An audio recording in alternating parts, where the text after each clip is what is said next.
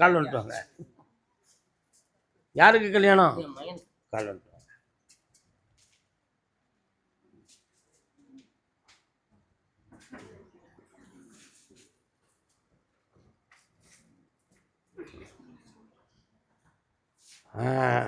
முருகப்பெருமான் வராரு. எங்க இருக்காரு? அப்படியா? மனசார கும்பிடுறீங்களா? மேலும் மயிலுமாக வந்து நிற்கிறார். அதான் கேட்டேன். என்ன பையன் என்ன சொல்றான்? கண்ணை முடிக்காங்க, உள்ளுக்கு வாரேன். யானை முகம் கொண்ட இறைவன். அப்பா, யார் அந்த வீட்டுக்குள்?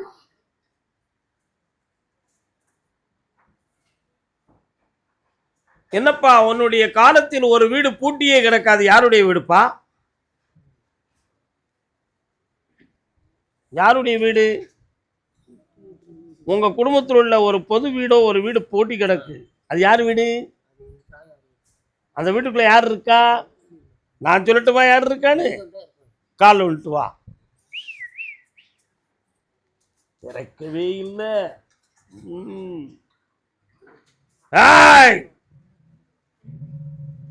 அந்த வீட்டுக்குள்ள ஆதியிலே வெற்றிவேல் முருகனுடைய சக்தியும் கருப்பசாமியுடைய சக்தியும் அந்த வீட்டுக்குள்ள முன்னோர்கள் கும்பிட்டு வந்திருக்காங்க. வீட்டை திறந்தவுடனே ஆயின்னு உள்ள சத்தம். ஆனா இதுவரை அந்த வீடு முழுமை அடையவில்லை, யாருக்கென்று தீர்மானமாகவில்லை, மனக்குழப்பத்தோடு இருந்து கொண்டே இருக்கிறது. இப்போ உன் பிள்ளைக்கு வெற்றியாக திருமண காட்சியை முடிச்சு தந்தா போதுமா? கால் விட்டுவா.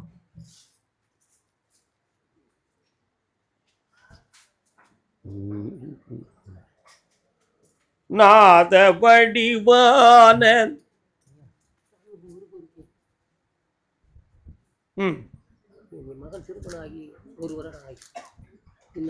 அது யாருக்கு?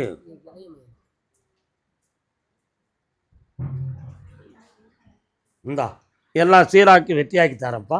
ஜெயிச்சுதா. ஆடி அமாவாசைக்கு வந்து சேர். ஐயன் கருப்பசாமிக்கு திருமணத்தை பற்றி கேட்டு வந்தவங்க உட்கார் மக்களை.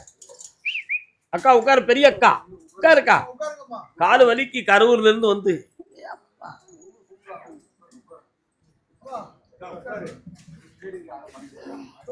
மகன் நேருக்கு ஒன்று பேசுவான், மறைச்சு ஒன்று பேசுவான். பேசுதானா? இப்ப கல்யாணத்துக்கு முடிவு எடுத்து தரணுமா? 2 வருஷம் ஆயிடுது.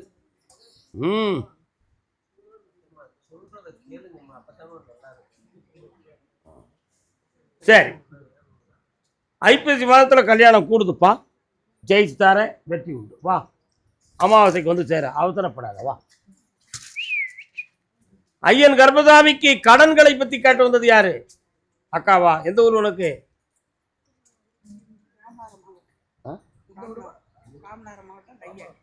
நெய்யாடியா? கையாட்டி. காலம்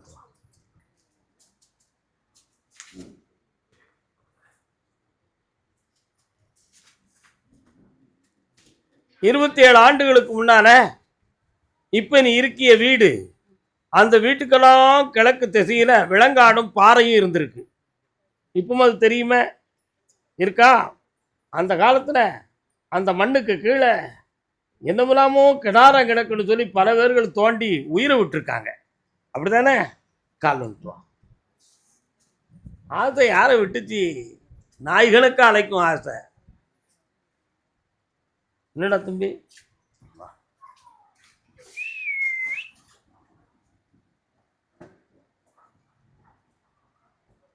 இப்ப என்ன வேணும் உனக்கு? அந்த பணத்தை வாங்கி தாரேன், உன் கடனை தீர்த்து தாரேன்.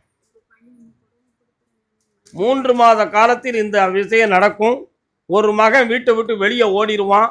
அதுக்கு பிறகு அவன் திருந்தி வருவான். வெற்றி உண்டு. போ. ஐயன் கர்ப்பசாமிக்கு ஆடி அமாவாசைக்கு வந்து சேரும் மகனே. ஐயன் கர்ப்பசாமிக்கு திண்டுக்கல் நண்டுக்கல் உனக்கு நத்தமாப்பா? வரலாம். திண்டுக்கல் நத்தம்.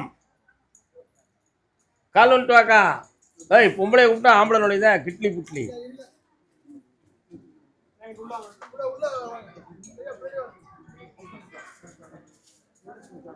புத்திர பாக்கியம் சொந்தமா கேட்டு வந்தது யாரு? குழந்தை சம்பந்தமா யாரும் கேட்டு வந்திருக்கீங்களா? யாரு? வாமா, யாருக்குமா குழந்தை? இல்ல வாமா,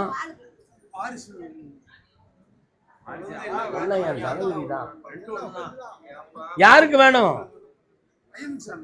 வாரிசு வேணும். ஆமாங்க. அவங்க எப்படி குழம்பிட்டாங்கன்னு சொன்னா அப்படி நினைக்காங்க.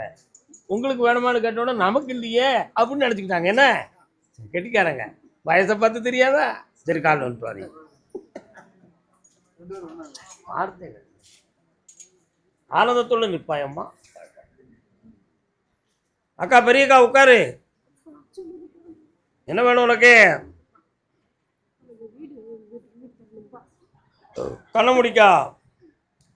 உன் எல்லைக்குள்ள போய் பார்த்தேன். மகாலின்னு ஒரு அம்மா வராள, காளியாத்தா இருக்காளா? அந்த எல்லையில நான் கருப்புசாமி இருப்பேன். ஏய், 3 வருஷ காலமா உன் சொத்தை இழந்து வேதனைப்பட்டு லாக்காகி மாட்டிக்கிட்டு கிடக்கிய, அதுல இருந்து மீட்டி தந்தா போதுமா? கால் வந்துட்டு வா.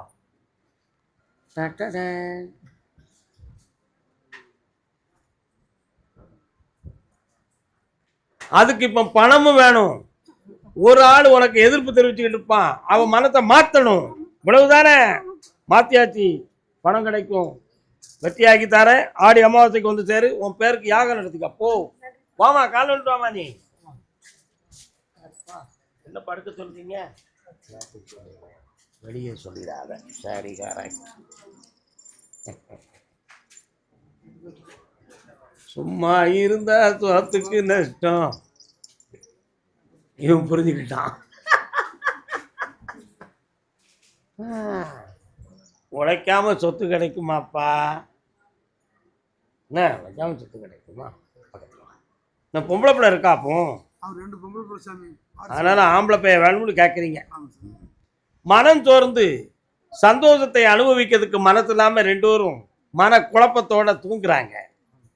கருப்பசாமியுடைய அருள் சக்தியை கொடுத்து, அங்கத்தில் புதிய ஆண்மை சக்தியை கொடுத்து, ஆம்பளை பிள்ளை கொடுத்தா போதுமா? கால் வந்துட்டு வா. இப்ப தெரியுதா ஏன் படுத்து?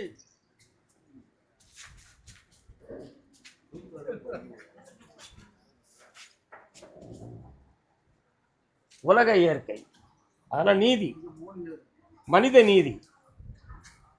வரலாம் உன் பிள்ளைக்கு. அந்த வீட்டுக்குள்ள நான் வந்து, கருப்பசாமியே திருநாமத்தோடு குழந்தையாக பிறக்கும், பிறக்கிற பிள்ளைக்கு கன்னத்தில் ஒரு மச்சம் இருக்கும், கருப்பண்ணன் என்று பெயர் வைக்கணும். வெற்றி உண்டா? உன் உடல்நிலை கொஞ்சம் சரியில்லாம இருக்கும், ஜெயிச்சு தார செய்வன வைக்கிற, கற்பனை பண்ணாத. போ, நல்லா அடுத்த பயிற்சியில கேட்க வேண்டிய கேள்வி இப்ப கேட்டா எப்படி? ஆடியோ வாசிக்கு வந்து சேருங்க. போங்க போங்க போங்க. பொம்பளை பிள்ளை கல்யாணம் தோந்துவா யாரும் கேட்டு வந்தீங்களா? பெண் மகளுடைய வாழ்க்கையை பற்றி காட்டுவது. வானே, என்னென்ன செய்யணும் பொம்பளை பிள்ளைக்கு? கால் வந்துட்டு வா. காதல் கனிரசமே. இல்லை சிரிக்கிறேன், சின்னப்பா பாட்டுடாது. உன்னுடைய கட்டுமனைக்கு நான் போய் பார்த்தேன். தாய் வாராடே, அக்னி சட்டிக்காரி 1000 கண்ணுடைய மாரியம்மா எங்கப்பா இருக்கா? ஆனந்தமா வாரா. உன் எல்லைக்குள்ள நான் கருப்பசாமி கொடி கட்டி இருக்கிறேன். கால் வந்துட்டு வா. என்னப்பா சத்தம் போட்டுக்கிட்டு இருக்கிய? மணி 5 ஆகிடுது. இது மாதிரி யோசிக்க வேண்டாம் நீங்க.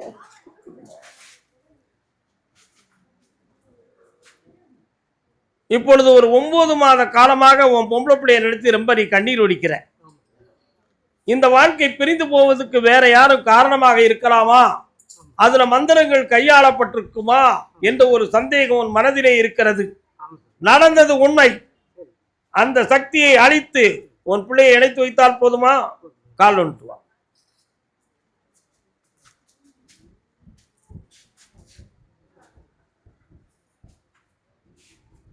வா. இதனாலயே அண்ணன் தங்கச்சி 2 பேரும் பேச மாட்டேங்கிறாங்க. அது வேற திருமணம். இந்தாப்பா வாழை வச்சு தரேன். யாரு? கண்ணை முடிக்கா விஷயத்தை மாற்றி தரேன். இந்தா சொல்லாது. ஓகே. கல்யாணம் சொந்தமா கேட்டு வந்தது யாரு? நீ நினைச்சதும் மழையடிக்கணும் ராசாத்தி, அது உனக்கு. உன் ஜாதகப்படி நீ யாரையா லவ் பண்ணி ஆகணுமே. யாரை பண்ணிக்கிட்டு இருக்க? உன் வயதுக்கு மூத்தவளா? எத்தனை வயதுக்கு கிடையாவா? 7 வருஷத்துக்கு. நீ தான் 7 வருஷத்துக்கு மூத்தவன். அப்போ வயது வரம்பு ஒட்ட மாட்டேக்க. இப்போ எப்படி பண்ணுறது? அவங்களுடைய சூழ்நிலைக்கும் உன் சூழ்நிலைக்கும் ஒத்து வராத. கால் வந்துட்டு வா. அதான் நான் காதல் கனிரசமேனு பாட்டு பாடினேன். நம்ம பாடினா எவன் கேட்க? இப்போ அது ரொம்ப காலத்துக்கு முன்னால் உள்ள பாட்டு. பிள்ளைகிட்ட பேசி எத்தனை நாளாவது? ஏன் இப்போ பேச மாட்டேக்கா? வீட்டில் ஒன்றும் பண்ணலை. நம்ம குடும்பத்துக்கும் இவங்களுக்கும் ஒத்து வராது.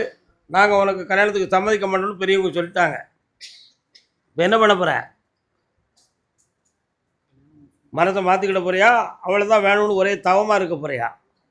பொம்பளைக்காக தவம் பிறந்தா ஜெயிக்கலாம்டா. இருக்கியா? கால் விட்டு வா.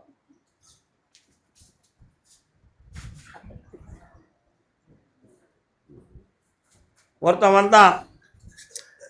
ஒவ்வொரு பொருளும் வரும் பொழுதும் பெரிய மாலை கொண்டு வருவான். கடன் வாங்கி எனக்கு கழுத்து நிறைய போடுவான். பூவா அள்ளி போடுவான். அப்படியே ஒரு குல்லாவை தூக்கி வைப்பான். கடைசியில் பார்த்தா ஒரு பிள்ளைய லவ் பண்ணுதான். அவளை இப்படியெல்லாம் சாமியை செஞ்சால் நமக்கு செட்டப் பண்ணி விட்டுருவாரு அப்படின்னு நினச்சி அவன் எனக்கு பண்ணான். நான் பண்ணேன். நீ எத்தனை பூ போட்டாலும் எத்தனை மாலை போட்டாலும் அவள் உன்னை தேடி வரமாட்டாடா, நீ நம்பாதன்னு சொல்லி அனுப்புனேன். உண்மையை தானே சொல்லணும், பொய் பேச முடியுமா? ஒருத்தன் பொம்பளை பிள்ளைய எவ்வளோ பாசத்தோடு வளர்த்துருப்பான். ஆம்பளை பிள்ளையும் பாசத்தோடு தான் வளர்ப்பான். ஆனால் பொம்பளை பிள்ளைய மட்டும் பாசத்தோடையும் பாதுகாப்போடும் வளர்ப்பான். ஆம்பளை பிள்ளைக்கு பாதுகாப்போடு வளர்க்க வேண்டிய அவசியம் இல்லை. ஏன்னா உலகத்தை அறிஞ்சு வந்தாலும் எங்கே போனால் நம்ம பிள்ளை கரெக்டாக அப்படி இருப்பான்னு தெரியும். பொம்பளை பிள்ளையுடைய மனசு பாதிக்கப்பட்டுருச்சுன்னா வாழ்க்கையை மாற்றிக்கிட முடியாது அப்படின்னு எல்லாரும் பாசமும் பாதுகாப்பும் அவன் மனசு பெற்றவங்களை விட்டு விலகாமல் இருக்கிறதுக்கு என்னமெல்லாம் உண்டோ அத்தனையும் செஞ்சு வளர்ப்பான் ஒரு பெற்றவன். நீ லேசாக கண்ணடிச்சிட்டு கூட்டி போயிட்டுனா இருக்கவெல்லாம் ஏமாளியா அப்படின்னு நினைப்பான்ல. உண்மையா இல்லையா? அதனால் காதலிக்கிறது தப்பு இல்லை. நாடகத்தில் காவியத்தில் காப்பியத்தில் காதல் என்றால் காமுறுவர், ஊடகத்தே அது கண்டால் உருமுவார் மானிடர் எல்லாம். அது காவியத்திலும் நாடகத்துக்கும் நல்லா இருக்கும். ஆனால் ஊருக்குள்ளே நல்லா இருக்குமாயா? நல்லா இருக்கு. அது பிரச்சனையே கொடுக்கும். 2 குடும்பம் ஒற்றுமையாக வந்துருச்சுன்னா அந்த கல்யாணத்துக்கு ஈடே கிடையாது. அது 2 பிராப்தத்தை பொறுத்தது. உனக்கு அந்த பிராப்தம் இருக்கிறது 60% இருக்கு. அவங்க வீட்டிலேயே உன்னை சம்மதிச்சு மருமகனா ஏற்றுக்கிட வைக்க. கால் வந்துட்டு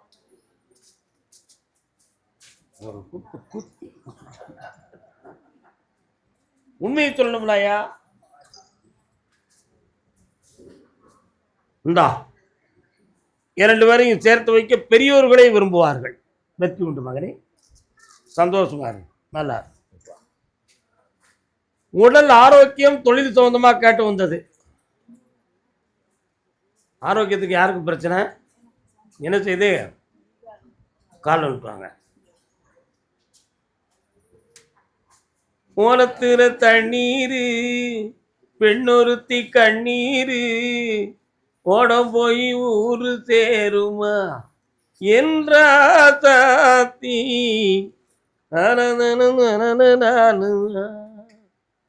ஒன்னு நினைக்கையில.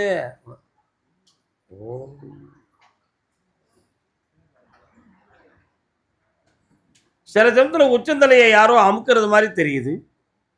அப்படி கழுத்தில் இறங்கி உடம்பெல்லாம் ரொம்ப வெயிட் ஆகி அசைக்க முடியாமல் வலியும் வேதனையும் இருக்கு.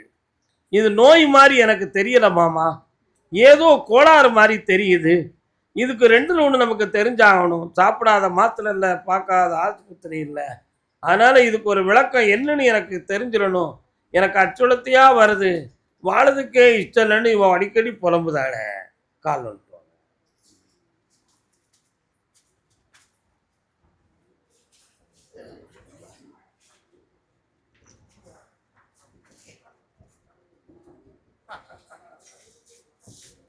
இந்த உடல்நிலைகளை சரியாக்கி மன தெளிவை கொடுத்தா போதுமாப்பா, வேற என்ன வேணும்?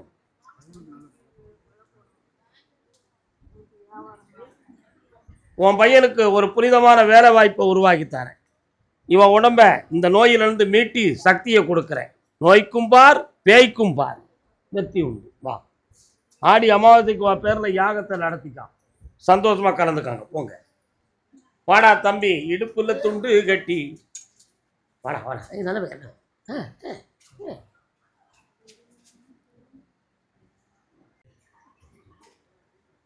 கல்யாணம் முடிச்சியாடா? வீட்டம்மா எங்கடா இருக்கா? இவ்வளோ நாள்டா ஆச்சு, ஏன்டா ரெண்டு தானே கூப்பிட போகலை? நீ தனியாக போறியா, அவ தனியாக போகிறாளா? ரெண்டு பேரும் சேர்ந்து தனியாக போகிறதில்ல. கால் ஒன்று உண்மையை கண்டுபிடிக்கணும்ல. நல்ல காலில் விழல, ஏற்றுக்கிடவே மாட்டேன். உன் மனசு சாமிகிட்ட போகலடா. இப்போ வா.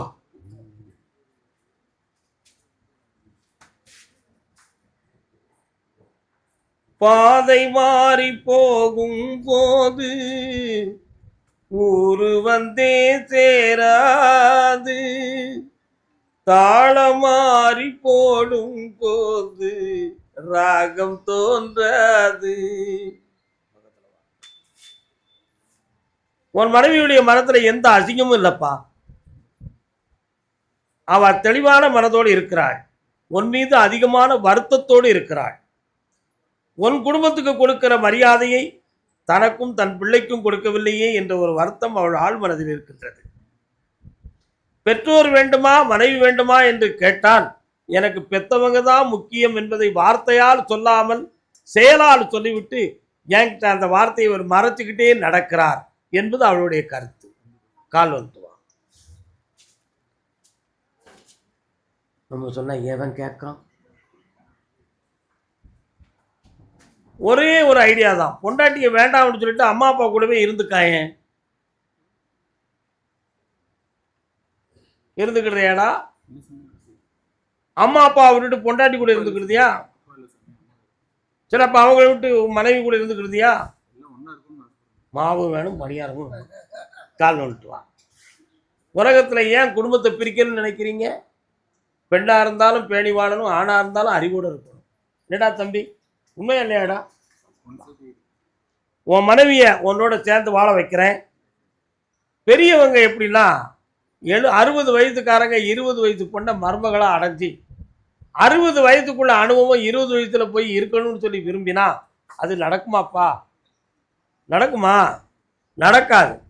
சின்ன பிள்ளை தானே, 40 வயசுக்கு இளையவா, அவன் மனதுபடி தான் இருப்பா. அவளுக்கு இடைஞ்சல் கொடுக்கக்கூடாது. பெரியவங்க மரியாதையை காப்பாற்றி ஒதுங்கிக்கிடணும்.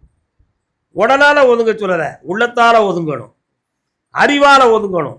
அப்போ தான் வாழக்கூடிய பிள்ளைகளுக்கு இடைஞ்சல் வராது. நீ உன் அறிவு கொண்டு அவங்ககிட்ட தெரிஞ்சா அவங்க நிம்மதி கெட்டு போயிரும்ல. எல்லா பொம்பளைகளும் தெரிஞ்சுக்காங்க. அவங்க சொன்னால் வருத்தப்படாதுங்க. கால் வந்துடுவாங்க. உண்மையா இல்லையா? வாடா தம்பி, உன் குடும்பம் ஒன்று சேரக்கூடிய நேரம் வந்தாச்சு. இந்த பசும் கனி உன் குடும்பத்தை பசுமையாக வாழ வைக்கும். வெற்றியை தருகிறேன். யாராலும் உன் மனைவியுடைய மனம் மாற்றப்படவில்லை. உண்மையானவள், உத்தமமானவள். வெற்றி உன் பக்கம் இருக்கும் மகனே, வாழ்க. ஆடி அமாவாசைக்கு வந்து சேர். கால் வந்துட்டுவான அர்த்தம் ரொம்ப சுத்தம். நீ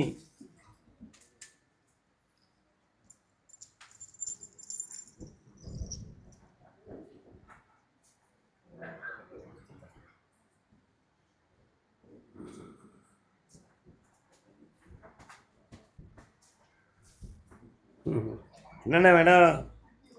பிரச்சனை இருக்கு, வீடு கட்டினது பூச முடியல, எனக்கு கல்யாணம். கண்ணை மூடு.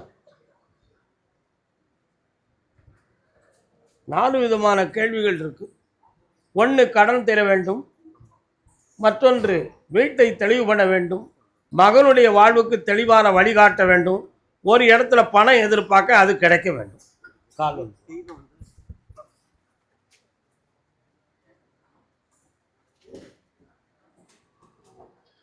வீட்டு தெய்வம்னு ஒன்று இருக்கு. அந்த தெய்வம் சில காலங்களாக எங்களை விட்டு நீங்கிடுதுங்கிறத மாதிரி எங்களுக்கு தெரிஞ்சுக்கிட்டு இருக்கு. அப்படி தெரிகிறது என்றால் அதற்கு காரணம் என்ன? மாறுபாடு நடந்ததுதான் காரணம். அந்த மாறுபாட்டை தீர்த்து குடும்பத்தை ஒற்றுமையா வாழ வச்சு தந்தா போதுமா? இந்த தை மாசத்துக்குள்ள வீட்டை உயர்த்தி தாரேன், கடனை தீர்த்து செம்மையாக்கி தாரேன். கோரிக்கை வைக்க வேலை கிடைக்குமா? அந்த வேலை கிடைச்சாச்சு, சந்தோஷமா இரு. ஆடி அமாவாசைக்கு ஆனந்தமா வந்து சேரு. உன் பேர்ல யாகம் நடத்திக்க சாமிக்கு போ. வாடா தம்பி, நல்லா இருக்கியா? வா. பா பா பா.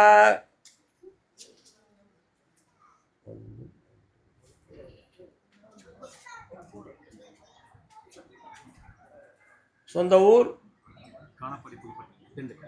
சரி. இப்ப இருக்கும் ஊர் 3 ஊரை காட்டுத சாமி. எதெல்லாம்?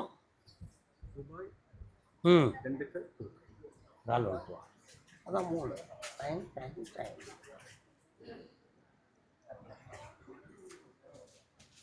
இதுவரை உழைச்ச பணங்கள்ல பல நஷ்டமும் ஏமாற்றமும் அடைந்திருப்பாய். மீண்டும் இந்தியாவில் தொழில் பார்க்கக்கூடிய கற்பனை இருந்ததை கைவிடலாம் என்பது என் வாக்கு. மீண்டும் நீ வெளிநாட்டுக்கு 2.5 ஆண்டுகள் இருந்து வந்தால் சில கோடிகளை பெற்று வெற்றி அடைவாய். என்ன வேண்டும் உனக்கு?